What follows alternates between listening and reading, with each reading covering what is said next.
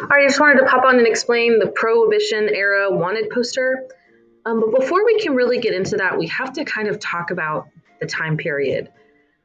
So, even before we get into the Roaring Twenties, in the late 1800s, after kind of the collapse of Reconstruction, we have kind of this attitude of lawlessness where the law is optional or maybe even meant to be broken in a lot of ways. At least a lot of people have that attitude about it. And so there's a lot of casual violence. There's a lot of kind of Wild West attitudes. And so you start to see this huge spike in crime and in nativism, and so across the country, you start to see the development of different types of gangs. And gangs have different reasons why they form, but they almost always form because they feel like they needed protection. There are some gangs that have less positive intent, and there are other gangs like immigrant gangs that developed in order to protect their communities.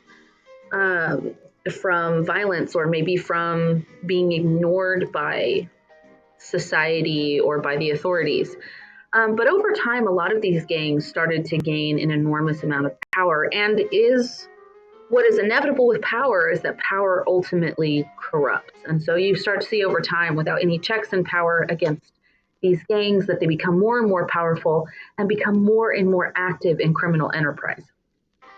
So by the time we come into the beginning of the 20th century, early 1900s, even going into World War One and diving over into the 20s, we we see just this huge uptick in crime related to gangs.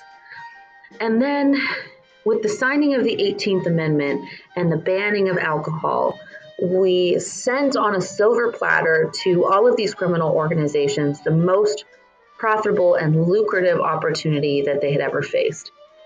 By banning alcohol, we gave them the opportunity to create these massive systems that made them ultimately incredibly wealthy.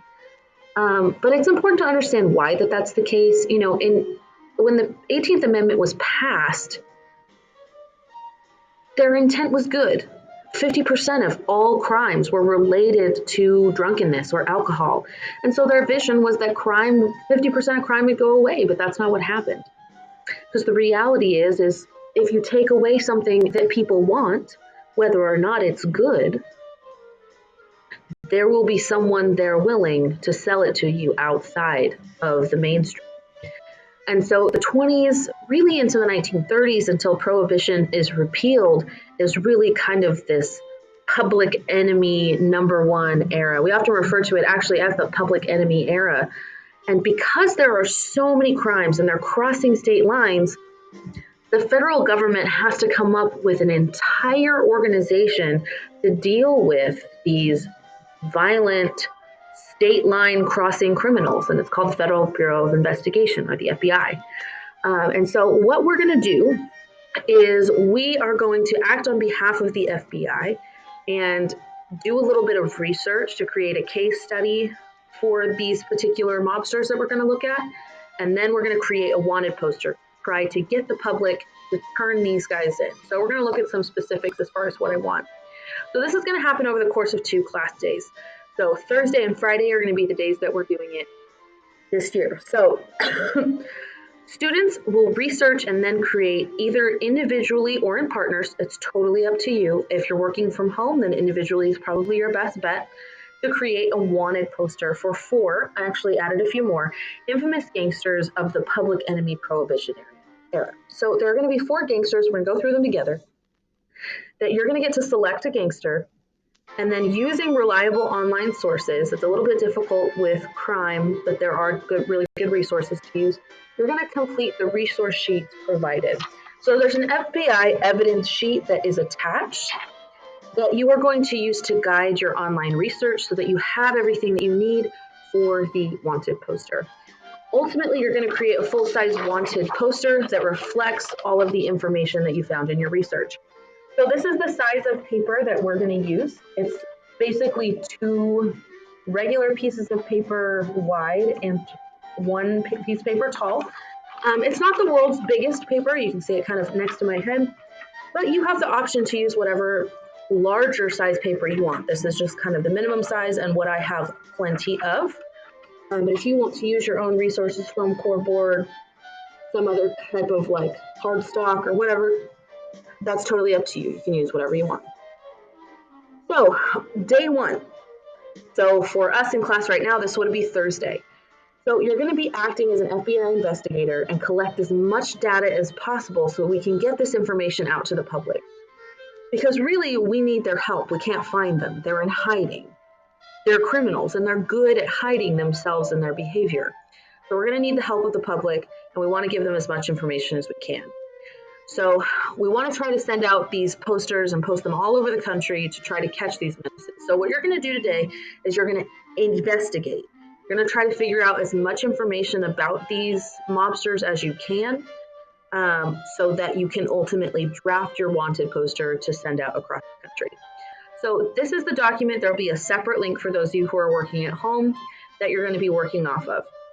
And up in the top corner, you've obviously got your name, date, and period, and also whether or not you chose to work with a partner. Again, if you're working from home, the partner option is probably not the best for you, but if you did choose to work with a partner, the name will go here. Up at the top, we'll go through the different options. You're going to put the legal name of the criminal. So oftentimes, a lot of these mobsters and gangsters are known by their nicknames rather than their legal names. But because this is an official FBI case file, we want the legal name of the criminal at the top. Down here, though, under known aliases, this is going to be where you put their nicknames. So, for example, one of the very first ones that we're going to look at is going to be Benjamin Bugsy Siegel. And so Benjamin Siegel is his name. That's what would go on the FBI evidence line. But Bugsy is going to be what goes in the aliases. And there are always going to be a variety of different versions for their nicknames. So be looking for those. You want to have as many names as possible so that if somebody happens to hear someone talking about this individual in the store, they're going to be able to recognize any nicknames they have. So as many as humanly possible. Then the next section is basic information. So this is when were they born? So what was their birth date? Where were they born? So were they born in this country? Or were they born in another country? And then where do they currently reside? So where is home base for them? There also might be a situation where they're from this place, but they live in this place. Include that information. Now, breaking out of our activity for a second, you don't need their death date. We're functioning under the assumption in this activity that they're alive because we're trying to find them. But if you want to add that information for yourself, feel free to do that. Okay, so transitioning down to description of the criminal. So description of the criminal has kind of been a hang-up, so I want to make sure that it's clear. Depending on when this person will have been arrested in real life, determines how much information we have. If someone was arrested in the 1940s, 1950s, we're going to have fingerprints, we're going to have eye color, hair color, skin texture, all of their relatives. You're going to have lots and lots of information.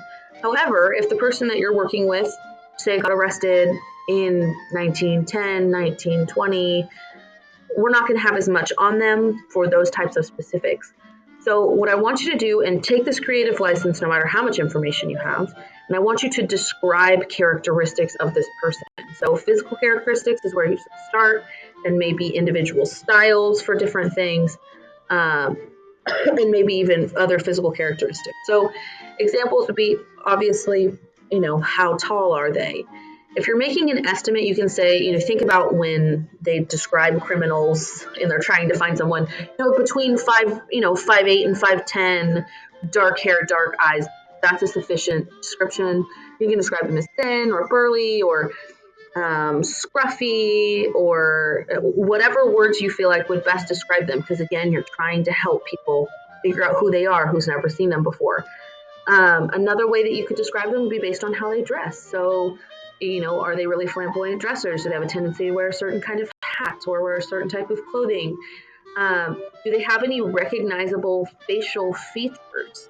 Or are they kind of ambiguous? Are they somebody who looks really normal? There's a couple of people one person in particular that he looks different in every picture. So that in itself is a characteristic. Also, you could look at elements of their personality that would be easy to recognize. Are they loud? Are they arrogant? Do they have a lisp? Do they have, what are things that people could recognize? Okay, so that's the description of the criminal. Again, trying to give as many details as possible. The next is known associates. So these are going to be people who work with them. These are going to be people who, maybe are affiliated with the mob or the gang that they're in. Maybe they're part of a crime syndicate. Maybe they're the leader of that crime syndicate. So you would have them and their mob associated with them. But also you might want to include family members because again, we're trying to see who they might be hiding with. So maybe if you know one of the associates, you maybe need to look out a little bit closer for this individual. So as many known associates as possible. And then you'll notice down at the bottom the summary of the crimes. That's down at the bottom of the page, and you'll notice that that is much bigger. Okay, this note section is graded, but this is all prepping you for your poster. So it says in the description up at the top, types of crimes committed, how the crimes were committed, weapons used, did they work alone, did they order the crimes but not perpetrate them, how did it go about? So this is where you're really going to give details. Ultimately, you're trying to scare the public into turning these guys in. Because that's really kind of how wanted posters work.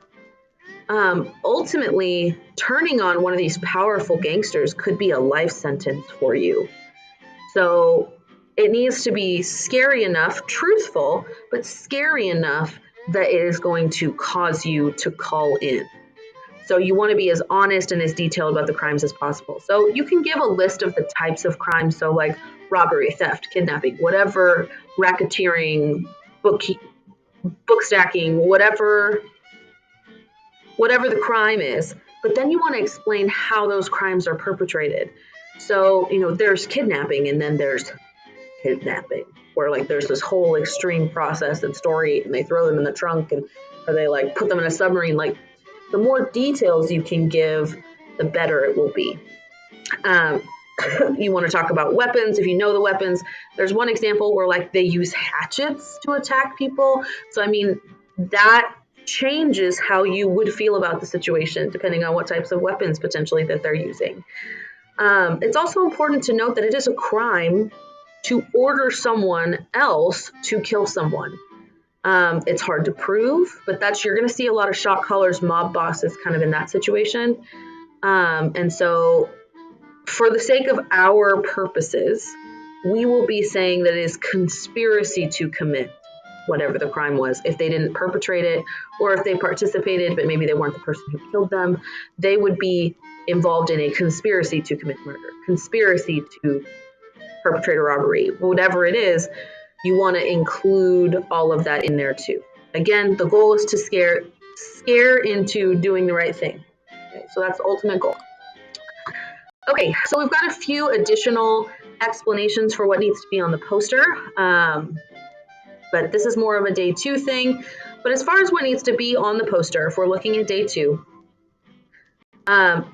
you need to have wanted or public enemy number 1 or danger, wanted dead or alive, whatever you want to put up there, but you need to have some kind of call to action, attention grabbing thing, their name and their nickname.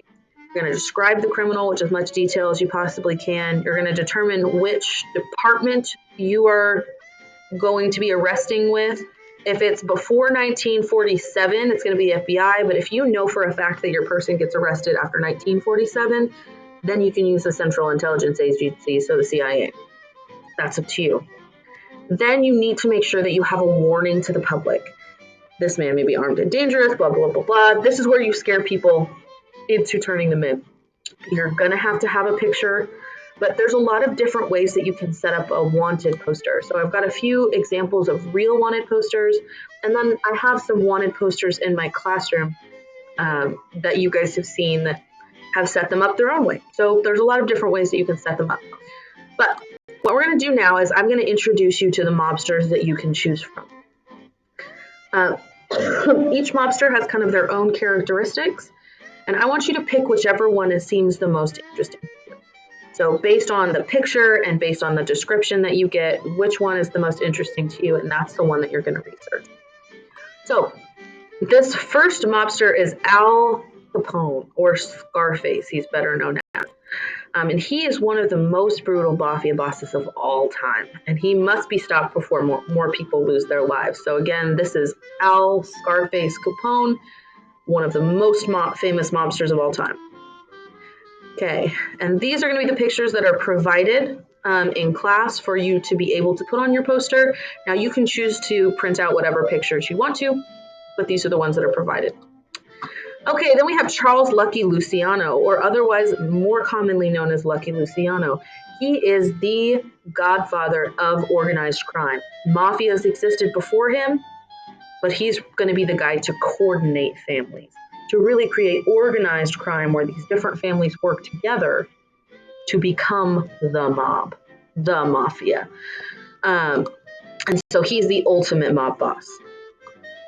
So got some pictures of him here. And again, lots more pictures online. These are just some options that I printed out for in class. Okay. Then we have Benjamin Bugsy Siegel. So Benjamin Bugsy Siegel, or Benjamin Siegel, better known as Bugsy, though you would have never called him that to his face, he probably would have killed you, is the first Hollywood mobster. He was a mob enforcer, which means he was a hitman. He was a cold-blooded killer. So he is the ultimate kind of epitome of evil. He runs with celebrities. He's an interesting case study. Okay, then we have Madam. So got a nickname there, Madam or Queenie Stephanie Claire. So Stephanie Claire is going to be the queen of Harlem. She's going to work with Bumpy, who's another famous Harlem mobster, but she's really the queen. She's going to be working up there with Bugsy Siegel, Luciano, Al Capone, all of those top level mobsters. She's right up there with them. But she is going to build an empire on extortion and violence. Particularly, she's going to be focused in the gambling game, but she's going to have a lot of different investments. But man, she is a character. Calling people out in the newspaper, wearing her finest stuff. Fascinating. Okay, got some pictures here. All right, then we have George Kelly Barnes, i.e. Machine Gun Kelly. You can see this is a colorized photo of him. Machine Gun Kelly is an interesting case. He is a bank robber gone kidnapper, he's a bootlegger gone kidnapper, bank robber, but really wasn't a particularly violent person. His associations kind of led him to that. So he's an interesting case. His wife in particular is of interest for influence. So check him out as well. Okay, then we have Cywing Mok. So Cywing Mok is the leader of a Chinese gang in New York's Chinatown, an immigrant gang that popped up, and they refer to gangs in China as tongs. So they're the Hip Song Tong, and they are running in opium, gambling, and prostitution, and they're the ones out there having their enemies attacked with hatchets. But oftentimes, this kind of imagery is very traditional Chinese, which he definitely was. But most of the time, you're going to see him dressed like this, in a suit, real slick, with a fedora. He's got the whole look. So you've got kind of a dichotomy between the two. Okay. Then we have John Dillinger. So John Dillinger is by far and away one of the most famous and long-running bank robbers in American history. He's got an interesting story, and he is an absolute master of disguise. He's the one that I mentioned that he's just got one of those faces. If you look at the pictures, he literally looks like a different person in every single picture. And part of that has to do with the fact that he has such a long career as a criminal, but also has to do with, he can just throw on a mustache and looks like a different human. Okay, so we've got some printed out instructions here, some examples of posters. So we are going to continue on with this project for 2 days. So on Thursday, we're doing all of the research, and on Friday, we're putting together the poster. If you're anticipating that you're going to be gone both days, then you want to make sure that you're trying to put these things together at home, because we are not going to do it for more than 2 days in class. Now, it is important to note, okay, you want to make sure that you produce quality work, because every single poster, crappy or not, is going up on the wall in the hallway. So all of your peers who walk through this hall are going to see your poster. So make sure that you take some time to really think about how you want it to look. How is it organized? Is the information accurate? Does it catch anybody's attention? So that you don't have to hide from it, that you're proud of it on the wall. If you have any questions, let me know. But hopefully this clears things up for you. Bye. Dance out to jazz.